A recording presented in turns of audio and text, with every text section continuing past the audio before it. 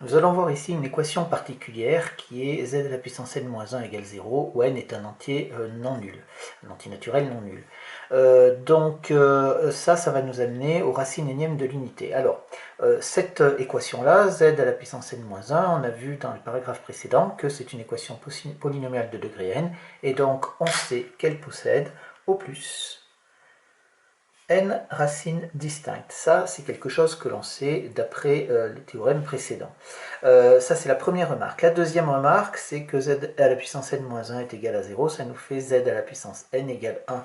Et donc, si on traduit la recherche de la résolution de cette équation-là, ça veut dire qu'on cherche tous les nombres complexes z. Dans la puissance n-1, on retrouve quelque chose qui ressemble à la définition de la racine carrée. Et donc, par analogie avec ce vocabulaire-là, on définit donc les racines énièmes de l'unité comme étant les solutions de cette équation z à la puissance n égale 1. Donc à ce stade-là, on sait que pour les racines énièmes de l'unité, il y en a au plus petit n.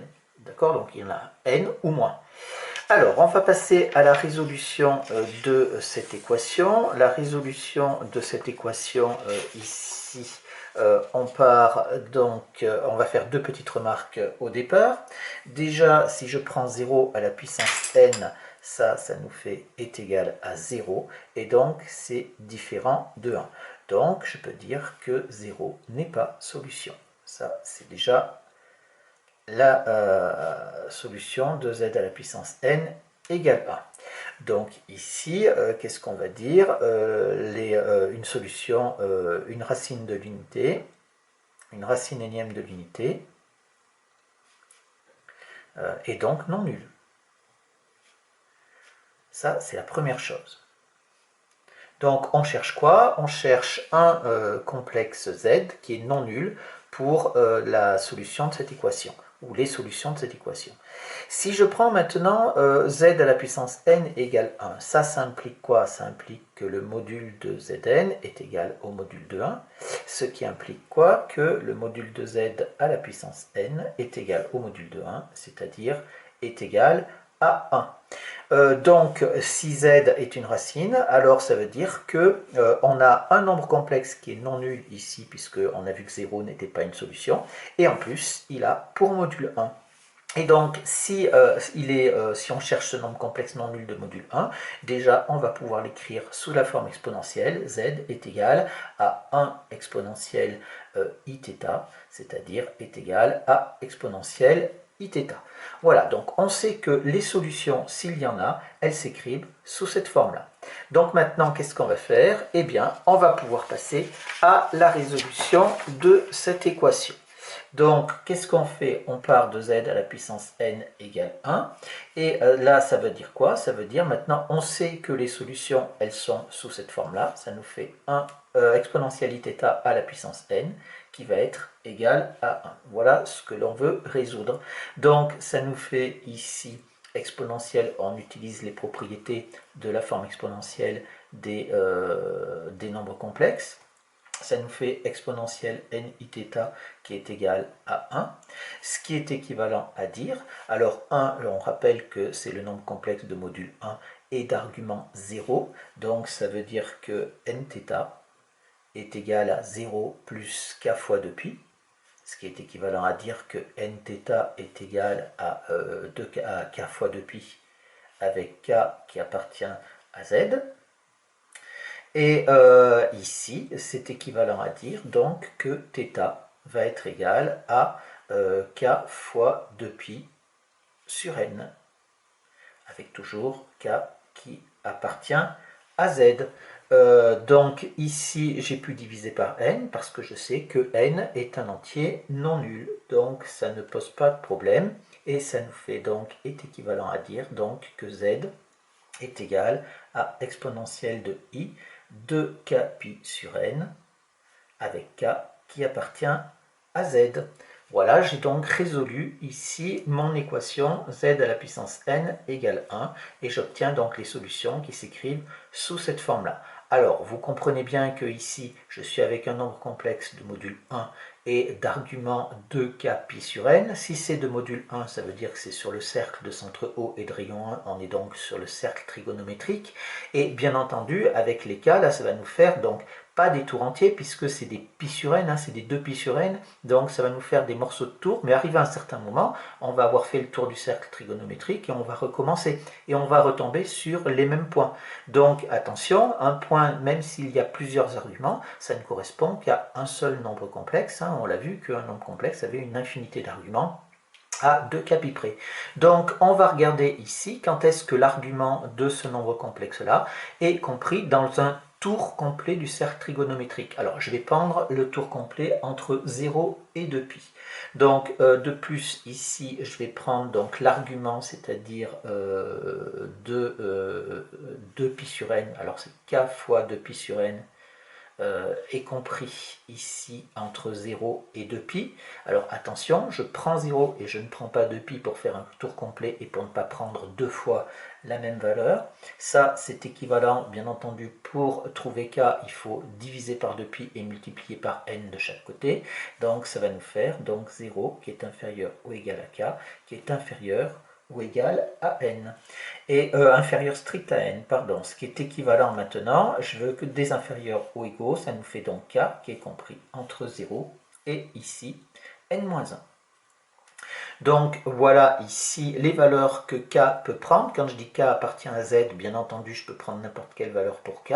Mais si je veux savoir combien est-ce qu'il y a de solutions, c'est-à-dire je vais avoir toutes les valeurs différentes qui sont dans un cercle trigonométrique, bien entendu. Et ça me fait donc de 0 à n-1. Et donc si ça fait de 0 à n-1, ça nous fait exactement n solutions, c'est-à-dire n racine énième. D'où la propriété ici, c'est que l'équation z à la puissance n égale 1 admet exactement n solutions, et donc ça nous donne le nombre de racines énièmes de l'unité. Alors on les regroupe toutes, les racines énièmes de l'unité, elles sont ici, l'ensemble des racines énièmes de l'unité, c'est ça. Et donc ici, je rajoute, il y a n éléments dans un. D'accord, exactement n éléments. Une propriété graphique maintenant que l'on va voir, je vais vous le montrer d'abord et j'y reviendrai par la suite. Je prends dans le cas où n est égal à 6. Si je prends n est égal à 6, donc ici je vais dire il y a 6 racines de l'unité. 6 racines sixièmes de l'unité. Si j'utilise ce qu'on a trouvé, ça va nous faire z qui est égal à exponentielle i de k pi sur 6, puisque n vaut 6, ce qui nous fait donc exponentielle i k pi sur 3. Et donc je vais avoir mes racines. Je commence pour z0, ça correspond pour k qui est égal à 0, ça me fait donc exponentielle 0, ça nous fait donc 1. Ici, z1, ça nous fait donc exponentielle i pi sur 3, puisque k est égal à 1. z2 exponentielle i de pi sur 3, z3 exponentielle i 3 pi sur 3, c'est-à-dire z exponentielle i pi. J'aurais pu mettre i 4 pi sur 3, etc. z5, si on continue à z6, bien entendu, on retrouve ce que je vous ai dit tout à l'heure, à savoir qu'on retombe sur z0 est égal à 1. Si on les place maintenant sur le cercle trigonométrique ici, j'ai fait un cercle, et donc je vais avoir z0, je vais avoir ici a0. A0 qui va être là. Si je prends z1, maintenant ça marche avec les pi sur 3, vous savez que pi sur 3 ça correspond à une ouverture de compas, c'est-à-dire au rayon du cercle ici. Je vais avoir A1 qui va être là. Je vais avoir ensuite A2 qui va être ici. A2 là, A3 exponentielle ipi, exponentielle ipi c'est moins 1. Donc A3 il va être ici. A4, eh ben, c'est 4 pi sur 3, 4 pi sur 3, on l'obtient donc là. Donc j'ai A4 là. et je vais avoir A5 qui va être ici A5. Voilà ici donc toutes les racines énièmes de l'unité que j'ai représentées sur mon cercle trigonométrique, et vous voyez que maintenant je vais pouvoir rejoindre ici chacun de ces points et j'obtiens bien sûr un polygone régulier, notamment un hexagone ici puisque il y a 6 côtés, et voilà, et ça va être le cas tout le temps. Là, je l'ai fait pour n égale 6, mais quelle que soit la valeur de n que vous puissiez avoir, vous allez avoir toujours un polygone régulier. Un polygone régulier, c'est un polygone dont les côtés sont de même longueur, ou les angles du polygone sont de même mesure également. Donc c'est ça la propriété graphique que l'on peut avoir, c'est que dans le plan complexe, si je prends les images des racines énièmes, eh bien d'abord elles sont placées sur le cercle trigonométrique, on l'a déjà dit, et ça nous donne toujours les sommets d'un polygone régulier à n sommets. Et une dernière remarque, c'est que en supposant que je fasse ici les angles au centre, c'est-à-dire que je rejoins un petit peu toutes ces choses-là, et bien si je prends les angles au centre qu'il peut y avoir entre deux côtés consécutifs de notre polygone, et bien ils vont être égaux également.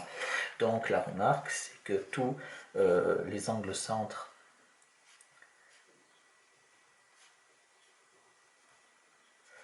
entre deux sommets consécutifs sont égaux. Voilà un petit peu ce que ça peut donner les racines de l'unité. Donc il faut toujours avoir quelque chose de visuel un petit peu pour bien voir à quoi ça correspond. Et bien entendu, si vous avez par exemple les racines dixièmes de l'unité, et bien si on les place sur le cercle trigonométrique, on va avoir un polygone à 10 côtés et à 10 sommets, et qui aura donc tous ses côtés de même longueur.